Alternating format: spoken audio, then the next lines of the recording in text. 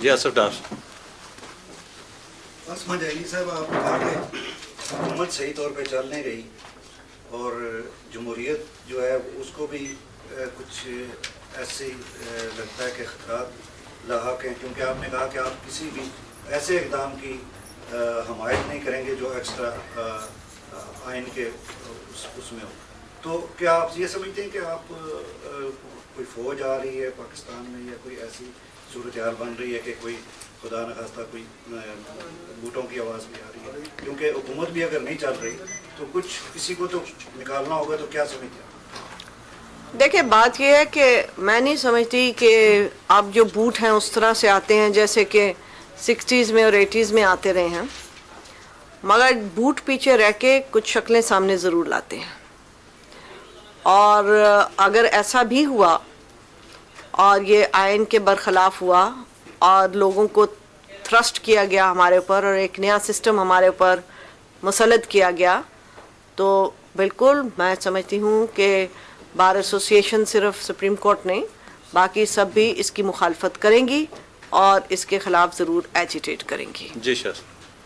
احمد جی، میرا سوال یہ ہے کہ سپریم کورٹ جو ہے وہ بلاسفیمی لاء کے بارے میں کیا رول ادا کر سکتا ہے، اور ایک جو بیک لاگ آف کیسز جو پاکستان میں ہیں اس میں آپ کیا واٹ کین یو کنٹریبیوٹ؟ دیکھیں، جہاں سپریم کورٹ بار ایسوسیشن کا تعلق ہے، بیک لاگ کے متعلق تو بہت دفعہ پچھلے صدر نے بھی اور اس سے پچھلے صدر نے بھی یہ بات ایڈریس کی ہے، اور یہی بات اب ہم پھر سے ایڈریس کرتے چلے جا رہے ہیں. ہم سمجھتے ہیں کہ کیس مینجمنٹ جو ہے اس کو ٹرانسپیرنٹ ہونا چاہیے.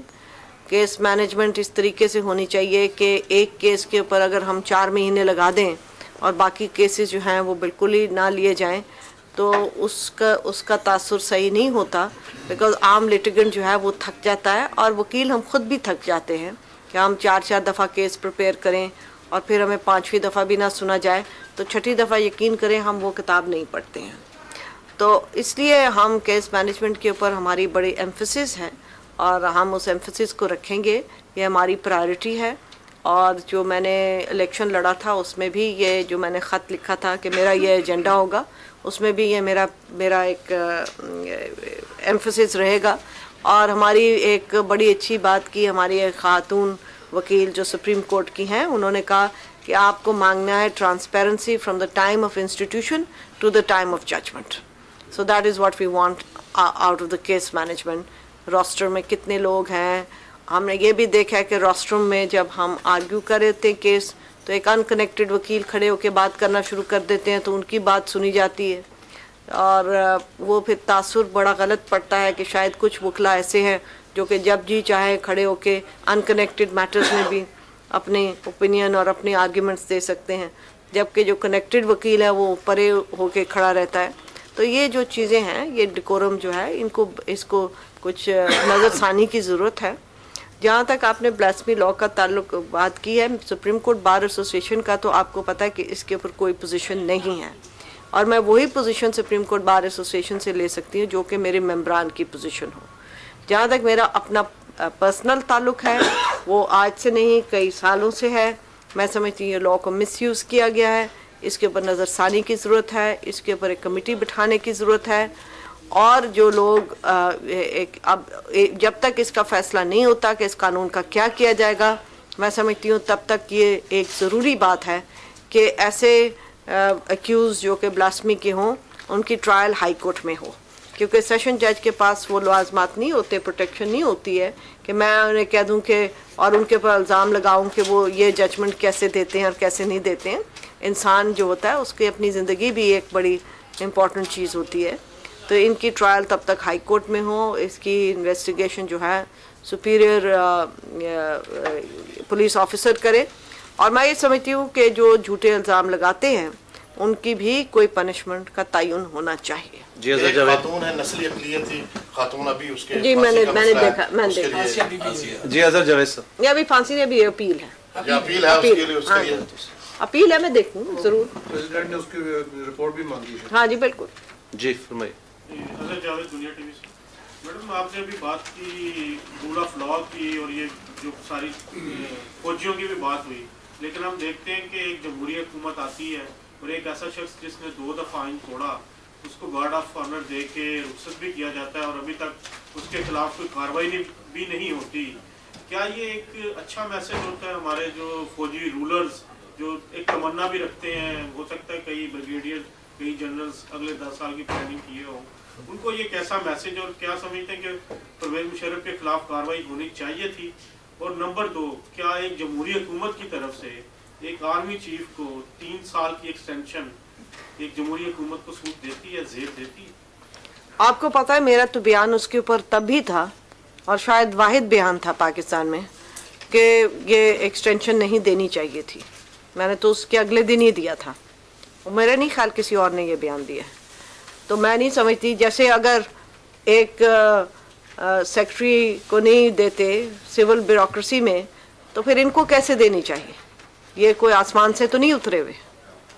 اور دوسری بات یہ ہے کہ آپ صحیح کہتے ہیں کہ میسج کیا گیا؟ میسج یہ گیا کہ ابھی بھی ہماری سویلین حکومت جو ہے وہ فوجیوں کے ڈر کے نیچے کام کر رہی ہے. یہ میسج گیا. میسج یہ گیا کہ اگر وہ نہ کرتے تو شاید ان کی اپنی چھٹی ہو جاتی. یہ میسج کیا تھا.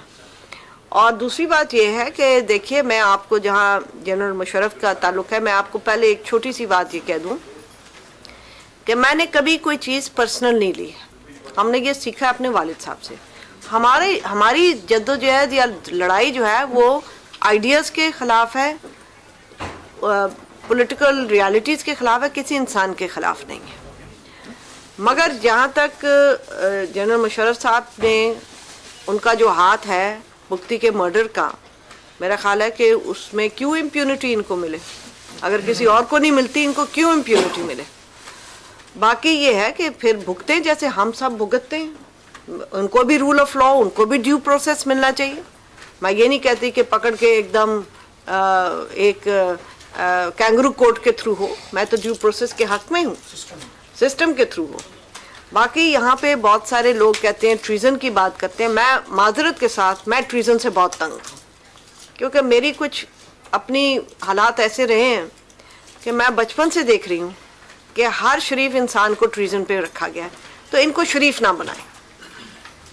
یعنی کہ جتنے سیاستدان ہیں, فیض احمد فیض سے لے کے حبیب جالب سے لے کے ولی خان سے لے کے میرے اپنے والد کو, سب کے اوپر ٹریزن لگ چکا ہے. ان کی بغاوت آپ نہیں, میں سمجھتی ہوں کہ وہ بھی آپ ان کو اس پرلے میں نہ ڈالیں. وہی یہ کہہ رہا ہوں نا. اور ٹریزن کیا ہوتا ہے؟ Let's think ahead. This is 2010. What is treason? نہیں, آپ دیکھیں, اگر آپ نہیں, عوامی جذبات سے سزائیں نہیں ہونی چاہیے, چاہے کسی کو بھی. میں کہتی ہوں کوئی بھی ہو, میں یہ نہیں دیکھ رہی ہوں کہ کون, مگر میں نہیں سمجھتی اگر آپ عوامی جذبات سے لوگوں کو سزائیں دیں گے تو کل وہی عوامی جذبات ہمیں بھی سزائیں دیں گے. اسی لیے ہم رول آف لا کے ساتھ چلتے ہیں. تو میں یہ اس لیے آپ سے عرض کر رہی ہوں کہ دیکھیں, ٹریزن کا لفظ جو ہے اس کے کئی معنی ہو سکتے ہیں, اور اس کو آپ نیرو بھی کر سکتے ہیں, اس کو آپ بہت براڈ بھی کر سکتے ہیں. اور پھر اگر آپ ان کو ٹریزن کریں گے تو جنہوں نے ان کو لاتے وقت ان کو خیر آباد کیا, پھر وہ بھی ٹریزن میں آئیں گے. آخر کبھی کوئی اکیلا نہیں آتا جب تک اس کو سلام اور سلوٹ ہم سویلینز بھی نہیں کرتے ہیں. تو میں یہ سمجھتی ہوں کہ یہ ہمارے لیے یہ اسکیپ کوٹ بنانے کی بات نہیں ہے. اگر واقعتاً اکاؤنٹیبلٹی کرنی ہے کہ کون لوگ تھے جو کہ ملٹری کے آتے ہوئے خوش ہوئے, تو پھر سب کے نام آئیں, سب کی زبانیں آئیں, سب کے اس وقت جو جملات تھے وہ سامنے آنے چاہیے, اور سب کے جو کام تھے اور تو وہ پھر سامنے آنے چاہیے. یہ ہسٹورینز کے کام ہیں, اور وہ میرا آئی ہوپ کہ وہ ہوگا. جی خادم سین. محترمہ, ابھی آپ نے ذکر کیا آئین اور رول کا, تو پاکستان میں اگر کوئی شخص جو ہے, کوئی بھی شہری جب کسی کیس میں ملوث ہو جاتا ہے تو وکلا حضرات جو ہے وہ ان کی اتنی فیسیں ہوتی ہیں کہ وہ ادا نہیں کر سکتے. ان کے علاوہ ان کے جو کلرک ہوتے ہیں وہ دوسری پارٹی سے پیسے لے کر تاریخ پہ تاریخ ڈالتے ہیں, یہاں تک کہ 40 سال کا عرصہ گزر جاتا ہے. تو اس سلسلے میں کیا آپ کوئی ایسا آئین نہیں ہوتا تو جو کلرک کو روکے کہ وہ پچھلے دروازے جانے کی بجائے آئین کے مطابق وہ کام کریں تاکہ عوام کو जो है हम साफ मिल सकते थे। देखिए, जहाँ तक वकीलों की कॉन्डक्ट का मामला है ना, वो बार काउंसिल्स के हवाले होता है, और ये आवाज़ बार में शुरू हुई है कि हमारे एथिक्स और कॉन्डक्ट्स के जो मसाइल हैं वो बार काउंसिल्स जो हैं वो अब तवज्जो से देखें और नॉन पार्टिजन होके उसके ऊपर देखें। बाकी ये है कि आप बेचारे मुंशियों की क्या बात करते हैं जहाँ पे पूरा का पूरा हवा ही ख़राब है। ये तारिक साहब आप सवाल।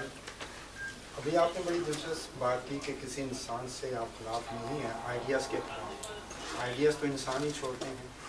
नंबर दूसरा, कल सुना है कि आपने कहा है स्वास्थ्य में कि मिस्टर जुल्फ़िकार अली भुट्टो इस्टेब्लिशमेंट के आदमी थे, उस पर कुछ दोस्तों का, लोगों का बहुत शदीद रद्द-ए-अमल आया है, उसका भी कुछ आप... जी बिल्कुल, ज़रूर आया होगा।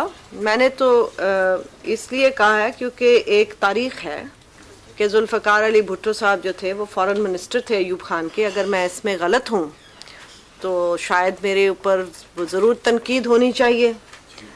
और जब एग्जैक्टली जब वो उन्होंने प्रेसिडेंट रहे बने तो वो आए थे एज चीफ मार्शल और एडमिनिस्ट्रेटर। तो अगर मेरी ये बात हिस्टोरिकली गलत है तो ज़रूर तनकीद करनी चाहिए, मगर मेरा ख्याल है कि हमें अब कुव्वत इतनी होनी चाहिए कि हम कुछ कड़वे सच भी अपने तस्लीम कर सकें।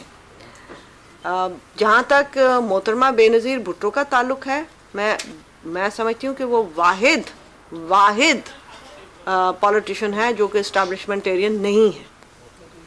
वो इंटरनेशनल इस्टेब्लिशमेंट के साथ मोहतरमा के जो ताल्लुकात थे, अगर उनको कॉन्टेक्स्ट में रखा जाए और पाकिस्तान की जो मिलिट्री इस्टेब्लिशमेंट है, अगर उन दोनों को मिलाया जाए तो ये महसूस होता है कि ये जो पॉलिटिशियंस का और मिलिट्री इस्टेब्लिशमेंट की एक माफिया है जो इन टर्न्स जो है वो पाकिस्तान पे रूल कर रही है और दोनों एक दूसरे को ब्लेम करते हैं।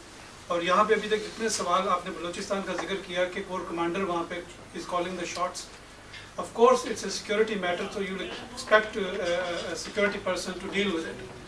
इसी तरह आप थोड़ा सा अगर if you could reflect on that कि मिलिट्री के साथ जो us and them की जो पॉलिसी है उसके बजाय अगर उनको इंक्लूसिव लेकर चला जाए, because this is a reality, this is a mafia ruling Pakistan for the last 60 years. देखिए, मैं आपका इसलिए जवाब नहीं दे सकती क्योंकि मुझे इस चीज़ पे तजर्बा नहीं है। तजर्बा उसी को होता है जिनका इनके साथ पाला पड़ा हो।